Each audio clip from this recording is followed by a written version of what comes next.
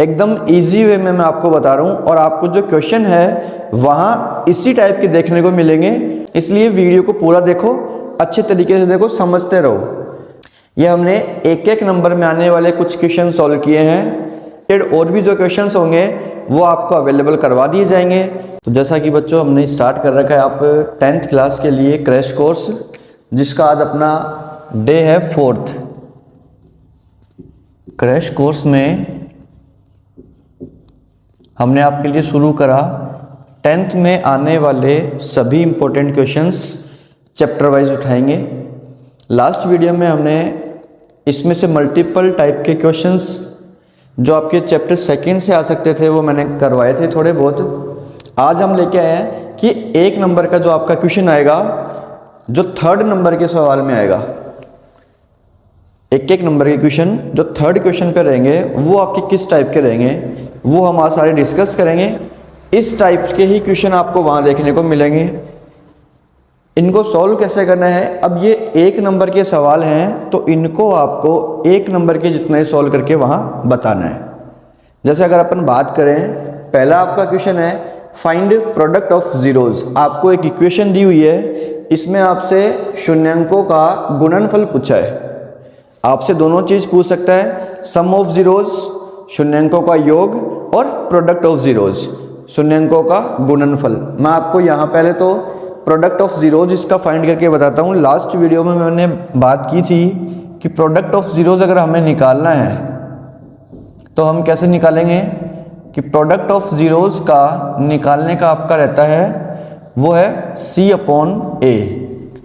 बात करें कि शून्यांकों का गुणनफल, तो शून्यांकों का जो गुणनफल होगा आपका वो आपकी इक्वेशन में से ही वैल्यू निकलेगी C/A। अब C क्या होता है और A क्या होगा, x² के साथ जो कोफिशिएंट है, यानी x² आपका किस नंबर के साथ मल्टीप्लाई हो रहा है वो आपका होगा A, x के साथ वाला होता है B, और जो लास्ट में आपका नंबर दिया हुआ रहता है वो होता है आपका C। जैसे कि अगर हम कोई इक्वेशन देखें यहाँ, तो ये आपका 2 है वो A, जो -6 है वो B है, और लास्ट में जो आपको नंबर दिया हुआ है ये आपका C है। यहाँ आपको सिर्फ प्रोडक्ट ऑफ जीरोज लिख के इस इक्वेशन में से वैल्यू लिखनी है और आपका आंसर हो जाएगा। C की अगर हम बात करें तो C यहाँ देखो क्वेश्चन नंबर 1 में आपके पास एक भी वैल्यू नंबर नहीं है। नंबर की अगर कोई भी वैल्यू नहीं है तो इसका मतलब हमारा जो C है वो 0 है। अब अगर अपन A की बात करें तो A की वैल्यू आपको देखने को मिल जाएगी, यहाँ x² कितनी बार है, एक ही बार है, तो ये हो जाएगा आपका 1। अब 0 में हम 1 का डिवाइड करते हैं तो आपका आंसर आएगा 0। तो आपका जो प्रोडक्ट हो गया वो हो गया 0। Product of zeros equals to 0, यानी शून्यांकों का जो गुणनफल आ गया वो आप आंसर लिख सकते हो 0। नेक्स्ट क्वेश्चन की तरफ अगर अपन चलें, इसमें पूछा है कि right general form of quadratic polynomial, यानी कि जो इक्वेशन आपकी बनेगी, जो पॉलिनोमियल बनेगी, उसको आप किस तरीके से लिखोगे। तो जो सेकंड का आपका आंसर है वो हमें बतानी है ax² plus bx plus c। सिर्फ आपको इसमें ये इक्वेशन लिखनी है। बात अगर समझ में आ रही है तो देखो, x² के साथ में कोई नंबर होगा, x के साथ कोई नंबर, और लास्ट में c खुद एक नंबर है। 1 नंबर के क्वेश्चन में आपको कुछ भी ज़्यादा लिखने की जरूरत नहीं है। जिस टाइप का क्वेश्चन है उसको पॉइंट टू पॉइंट आपको आंसर देना है।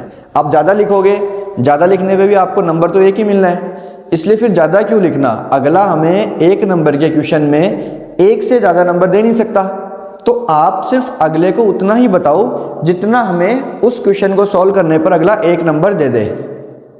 अगले क्वेश्चन की तरफ बढ़ते हैं। तो अगला क्वेश्चन आपको दे रखा है टोटल प्राइस जो 7 पेन है और 5 pencil, total price of 7 pen and 5 pencil is 29। इसको आपको लिखना है राइट इन एल्जेब्रिक फॉर्म। तो हम क्या करेंगे, एक तो पहले पेन की प्राइस मान लो x रुपए और पेंसिल की मान लो y। मैंने लिखा कि लेट कॉस्ट ऑफ, पहले क्या है आपका पेन, तो cost of a pen is equals to x. माना एक पेन का मूल्य यह आपका हो गया x रुपये। इसी तरीके से आप मान लो let cost of a pencil, एक पेंसिल का मूल्य y मान लो। माना एक पेंसिल का मूल्य वो आपका आ जाएगा y। ठीक है। अब आपको क्वेश्चन में दे रखा है कि 7 पेन है और 5 पेंसिल। आपको यहां लिखना है कि कॉस्ट ऑफ 7 पेन और प्लस होगा कितना, 5 पेंसिल का, प्लस कॉस्ट ऑफ 5 पेंसिल। यहां देखो एकदम आराम से समझो आप, बिल्कुल आसान तरीके से एकदम इजी वे में मैं आपको बता रहा हूं। और आपको जो क्वेश्चन है वहां इसी टाइप के देखने को मिलेंगे।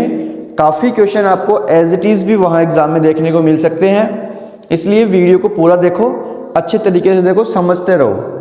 कॉस्ट ऑफ 7 पेन, अब 7 पेन, एक पेन आपका x रुपये का है तो 7 पेन आपके हो गए 7x, plus cost of 5 pencil, 5 pencil की कॉस्ट कितनी हो गई, एक अगर y की है तो 5 की हो गई 5y, और बराबर आपको जो टोटल कॉस्ट दी हुई है सवाल में वो दे रखी है 29, तो इक्वल्स टू आपका 29 आ जाएगा।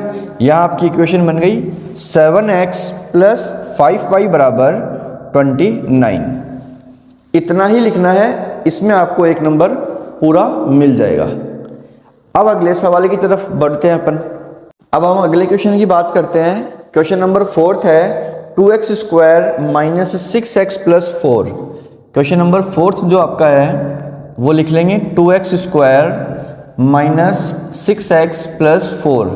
ऐसा क्वेश्चन मैंने टिक द करेक्ट में भी करवाया था, दोबारा करवाते हैं। इसमें आपसे पूछा है find sum and product of zeros, शून्यांकों का योग और शून्यांकों का गुणनफल आपको बताना है। वही बात है, सम ऑफ जीरोज लिखना है आपको। इसमें जीरोज फाइंड नहीं करने हैं, एकदम शॉर्ट तरीके से जो c अपॉन ए माइनस बी अपॉन ए वाले होते हैं उनसे ही आपको फाइंड करना है। शून्यांकों का योग, अब शून्यांकों का योग किस टाइप से होगा, इसका जो फॉर्मूला है वो है माइनस बी अपॉन ए। अब आपको याद रखना है ये चीज़ कि माइनस बी अपॉन ए की वैल्यू हमें इक्वेशन में से उठानी है। एक्स स्क्वायर के साथ वाली वैल्यू a होती है, x के साथ वाली वैल्यू b होती है, तो हमारी जो b की वैल्यू है वो -6 है। इसको ब्रैकेट में लिखा दो, अपॉन में a आपका कितना है 2।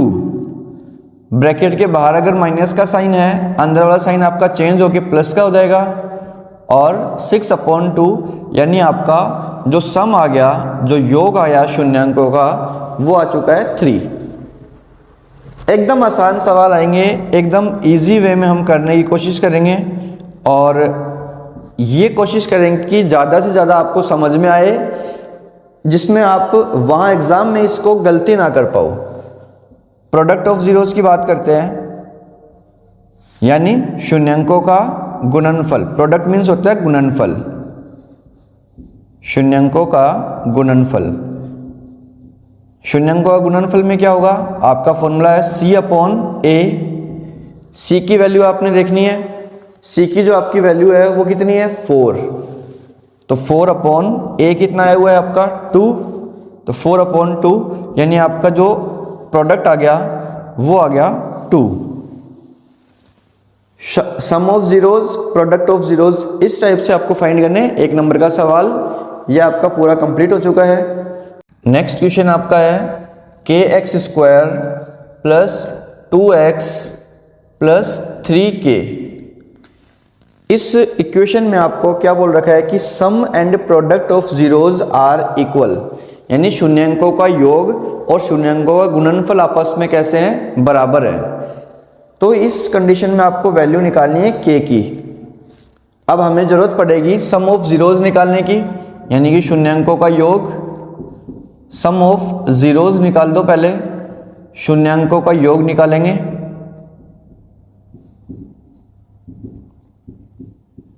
शून्यांकों का योग आपका अभी मैंने लास्ट क्वेश्चन में बताया b/a, तो b की वैल्यू कितनी है 2 और a की वैल्यू है आपकी k। इसको इक्वेशन दे दो फर्स्ट।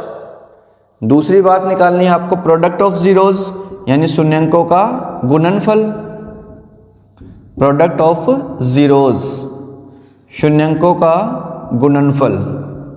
अब शून्यांकों का गुणनफल कैसे निकलता है? जो प्रोडक्ट है उसका फॉर्मूला होता है c/a। c की वैल्यू कितनी है 3k पूरा लेना है आपको। इस बात का ध्यान रखना कि जो लास्ट वाली वैल्यू है c ये आपको पूरी लेनी होती है। c की वैल्यू आई आपकी 3k/a की वैल्यू कितनी है k। ये आपकी हो गई सेकेंड इक्वेशन। अब क्वेश्चन की तरफ बढ़ो। क्वेश्चन में आपको क्या बोल रखा है कि जो सम है और प्रोडक्ट वो दोनों कैसे हैं इक्वल, यानी शून्यांकों का योग और गुणनफल आपस में बराबर है। तो यहाँ देखो ये तो शून्यांकों का योग आया है, ये शून्यांकों का गुणनफल, दोनों को आप बराबर में रख दो। तो यहाँ लिखोगे अकॉर्डिंग टू क्वेश्चन, प्रश्न अनुसार। अब आपको प्रश्न में क्या दे रखा है कि दोनों चीज इक्वल है, बराबर रख दो। -2/k is equals to 3k/k।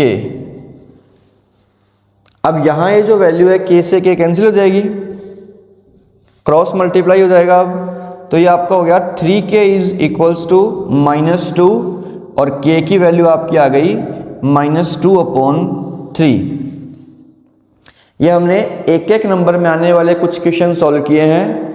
आपको इसी तरीके के बुक से या आपकी जो डेस्क वर्क अवेलेबल हुई है आरबीएसई बोर्ड वालों की, उनमें से इस टाइप के क्वेश्चन जो आपके सवाल नंबर 3 में दूसरे नंबर पे आएंगे, आपको सभी सवाल देखने हैं, सारे क्वेश्चंस उस डेस्क वर्क में से सॉल्व करो। इससे रिलेटेड और भी जो क्वेश्चंस होंगे वो आपको अवेलेबल करवा दिए जाएंगे। छोटे क्वेश्चन यही हैं।